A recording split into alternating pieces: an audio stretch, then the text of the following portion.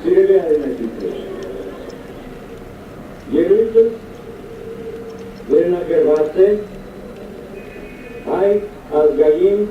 կոնգրես դաշինքի նախընտրական ծրագրի հիմնադրույթներ և համաձայնեցված է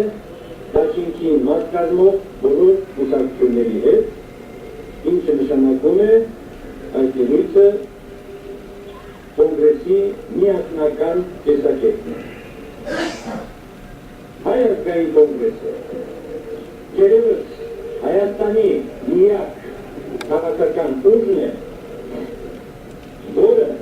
հատուկ նախընտրական ծրագրով հանդեպ գալու կարիք չունի։ Իր քառամյա հետևողական հրապարակային գործունեության ընթացքում կոնգրեսը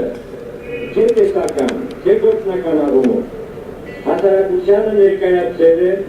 որպես իրական հակակշիռ հանդիսացող քաղաքական գործոն, որն իր առջև դրել ու հաջողությամբ լուծել է երկու գլխավոր խնդիր։ Առաջին, ավազակապետական վարչախմբի արատների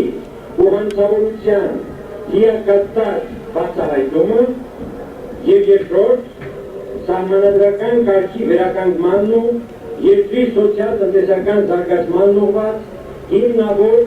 այլընտրանքների առաջադրումը։ Վերջին 4 տարիներին վարչախմբի ապիկար ու հանցավոր գործունեության հետևանքով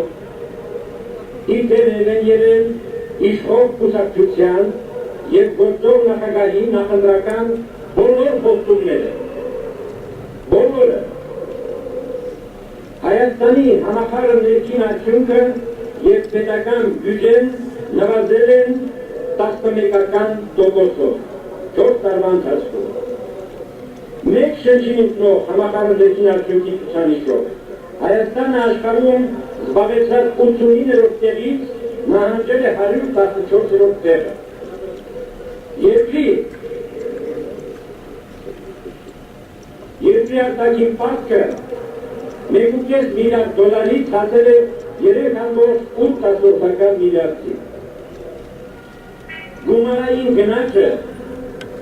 այսինքն ապրանքների թանկացումը, կազմել է 37%, իսկ պարենային ապրանքների ու կոմունալ ծառայությունների գները աճել են 46%-ով։ Դրամը արժեզրկվել է 25%-ով։ Դրամի փոխարժեքի արհեստական պահպանման նպատակով երկրի միջազգային պահուստներից ծախսվել է ավելի քան $1 միլիարդ։ Այս աղքատ չքավոր երկրից կապիտալի արտահոսքը կազմել է շուրջ $5 միլիարդ։ Այսինքն ժողովրդից գողացված խոհերը, որ գոնե Հայաստանում ներդրեին, տանում են արտասահմանով են ներդրում։ Մեկ շրջին ընկնող կապիտալի արտահանման տարեկան ծավալով Հայաստանը հավասարվել է աշխարհի ամենազարգացած երկրներին, Ամերիկայի, Ֆրանսիայի, նրանց չափ կապիտալ է արտահանում մեկ շրջին ընկնող չափով։ Կոռուպցիայի ինդեքսով, այսինքն թալանի ինդեքսով Հայաստանը աշխարհի երկրների շարքում 99-րդ տեղից տեղափոխվել է 129-րդ տեղը։ Խորացել է տնտեսության մենաշնորհացման գործընթացը և ման ու միջին գործարարությունը հայտնվել է վերացման եզրին։ Աղքատության վիճակագրական ցուցանիշը բարձրացել է 12%-ով, հասնելով 35%-ի, սրանք պաշտոնական ցուցեր են։ Վստահ եմ, այդ աղքատության տոկոսը շատ ավելի բարձր է Հայաստանում։ Պաշտոնական տվյալներով, էլի պաշտոնական։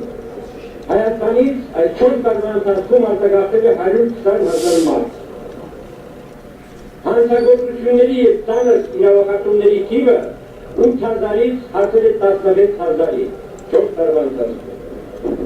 Գնդակահարվել է 10 անմեղ քաղաքացի։ Շուրջ 80 քաղաք-ցուցարարներ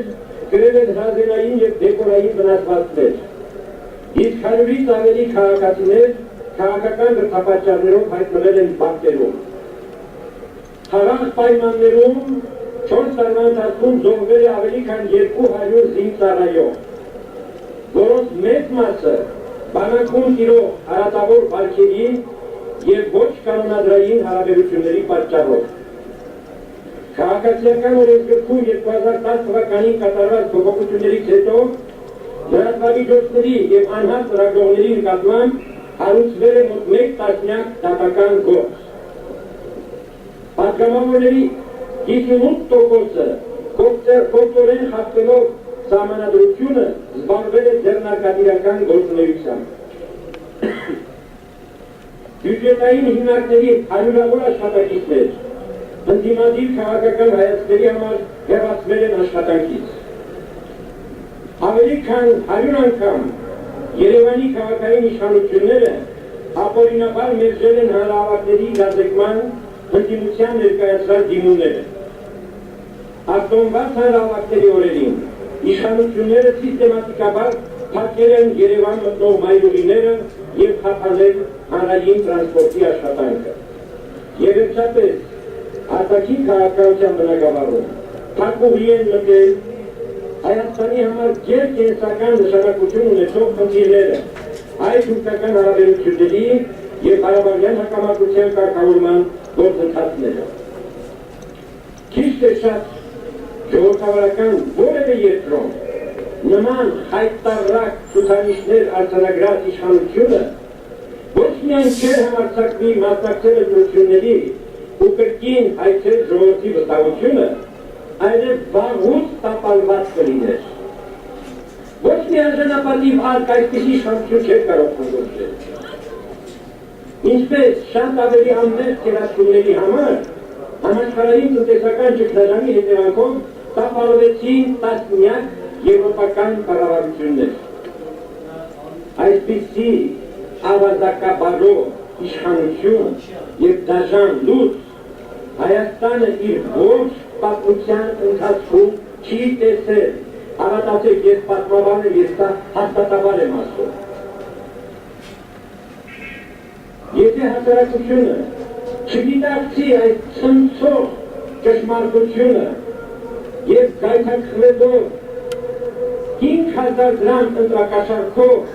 իր ձայնը տա իշխող կուսակցությանը, ապա կամա թե ակամա մասնակիցը կդառնա սեփական երկրի վերջնական կործանման ու դրա համար իրենից բացի որևէ մեկին մեղադրելու իրավունք չի ունենա։ Այս իշխանությունն է, որ ժողովրդի հավատքն է հայցում։ Ինչին հավատան, սա չէ 4 տարվա գործը։ Չունեիք 4 տարի,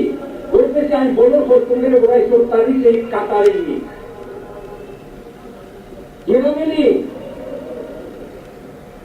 դուք այն մարդիկ չեք, որ հավատ բառը պետք է օգտագործեք։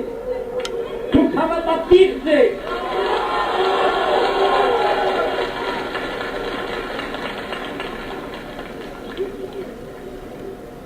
Երկրում տիրող իրական վիճակի բացահայտումն ու վարչախմբի մերկացումը համարելով իր գործունեության գլխավոր խնդիրներից մեկը, կոնգրեսը, ինչպես արդեն ասվեց, դրան զուգահեռ հսկայական աշխատանք է կատարել քաղաքական ու սոցիալ-տնտեսական բարեփոխումների այլընտրանքային ծրագրեր մշակելու և դրանք հասարակության սեփականությունը դարձնելու ուղղությամբ։ Քաղաքական, իրավական, սոցիալ-տնտեսական և կրթամշակութային բնագավառներում Հայ ազգային կոնգրեսի որդեգրած ռազմավարությունը արտացոլված է հետևյալ բովանդակալից մասնագիտական փաստաթղթերով։ 100 քայլ սոցիալ-տնտեսական քաղաքականության համակարգային վերափոխման ծրագիր հրապարակվել է 2010 թվականին։ Առողջության պահպանման քաղաքականության հիմնադրույթներ կրկին 10 թվականին։ Կենսաթոշակային բարեփոխման ծրագիր կրկին 10 թվականին։ Հանրակրթության հեռանկարային զարգացման ծրագիր 11 թվականին։ Մշակութային մանիֆեստ 11-ին։ Ընտրական գործընթացի բարեփոխման պլատֆորմ 12 թվականին։ ազգային էկոլոգիական անվտանգության հայեցական կրկին այսպիսի բոլոր 12 թվականին բարձրագույն կրթության և գիտության զարգացման հեռանկարային ծրագիր, դատաիրավական բարեփոխումների հայեցակարգ, արդյունաբերության զարգացման ծրագիր, գյուղատնտեսության խթանման ուղղված հրատապ միջոցառումներ, նշված փաստաթղթերում քայլ առ քայլ ներկայացված են իշխանության գալու պարագայում հայ ազգային կոնգրեսի կոնկրետ անելիքները, բարեփոխումների ժամանակացույցը և նոր ժողովրդավարական Հայաստանի կերպման իրատեսական հեռանկարը։ Հասկանալի լինելով, որ որևէ նախընտրական ծրագրում անհնար ու թերևս նաև ավելորդ է վերարտարել վերոհիշյալ ծավալուն փաստաթղթերի ողջ բովանդակությունը, Հայ ազգային կոնգրեսը նպատակահարմար է համարում դրա փոխարեն հասարակությանը հստակորեն առանց մասնագիտական տերմինների, մարդկային լեզվով ներկայացնել այն կոնկրետ քաղաքական ու օրենսդրական նախաձեռնությունները, որոնցով սեփական, ծանրակշիռ պատգամավորական խմբակցություն ձևավորելու պարագայում կոնգրեսը պատրաստվում է հանդես գալ հաջորդ գումարման ազգային ժողովի առաջին իսկ նստաշրջաններում։ Եվ այսպես, առաջին, հիմք ընդունելով այն իրողությունը, որ Սերժ Սարգսյանը Հայաստանի Հանրապետության նախագահի աթոռը զարթել է ընտրական օրենսգրքի կոպտագույն խախտման, համատարած ընտրակերտիքների, զանգվածային բռնությունների և խաղաղ ցուցարարների նկատմամբ իրականացրած սպանդի հետևանքով անմիջապես բարձրացնել դրա պաշտոնանկության և քրեական պատասխանատվության ենթարկելու հարցը։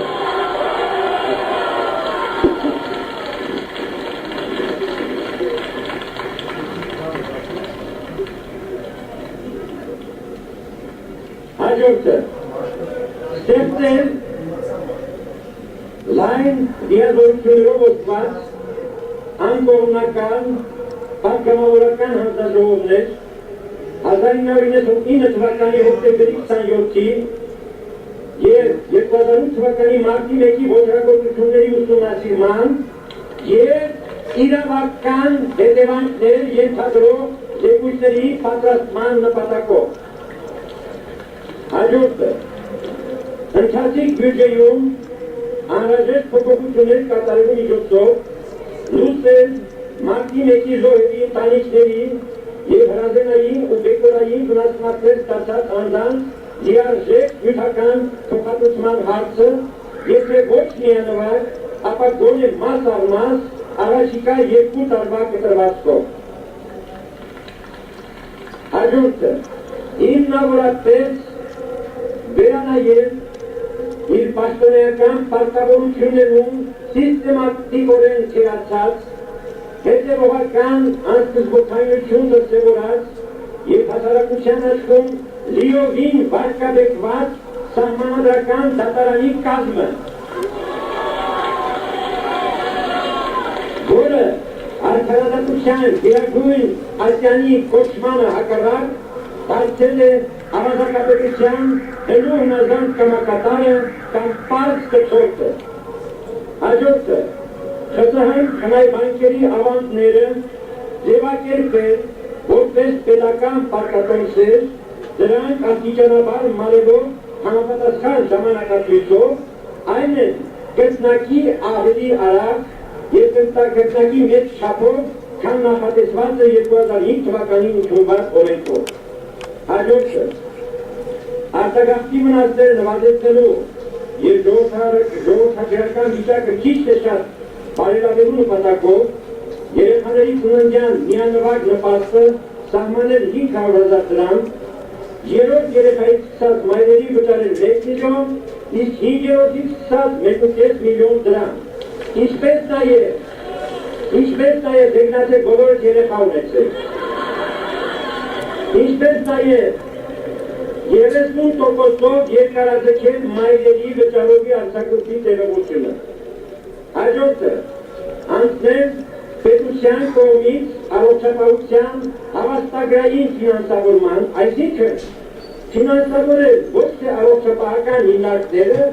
այլ առողջական խնդիրներն ունեցող քաղաքացիներին, թող քաղաքացին ինքը ընտրի, որ բժշկի մոտ է ուզում դժվել։ Բանակ Հայաստանի ներսում չի ունենալու։ Թող գնա Բաքվում գրավի, միշտ գնոց են գողը։ Հավաքների մասին օրենքում վերացնել բյուրոկրատական կամայականությունների դուր պատշող երկիմաց արտահայտություններն ու անընդհատ ձևակերպումները և խիստ պատասխանատվություն սահմանել հավաքների ազատության իրավունքը ոտնահարող պետական պաշտոնյաների նկատմամբ։